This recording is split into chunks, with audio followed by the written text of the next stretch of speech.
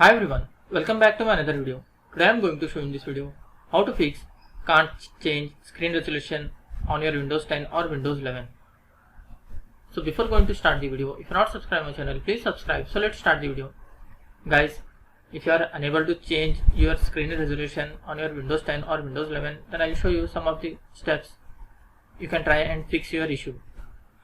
The first step is you just need to click on the start menu, then click on settings. In left side you will find system option, click on that. Come to the right side, click on display. Here you can see display resolution. Click on this drop down menu, then select the resolution as per your screen.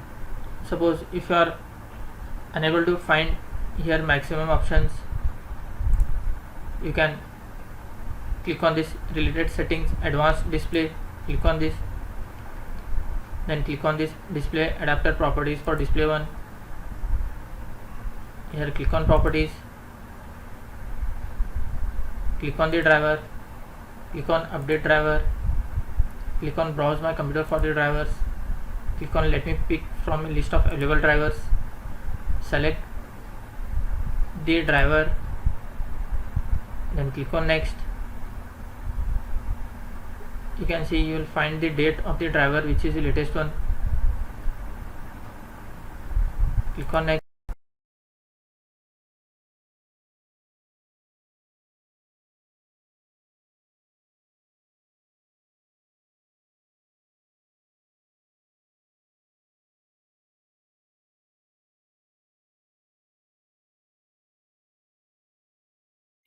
When the driver gets updated, you will find like this flickering.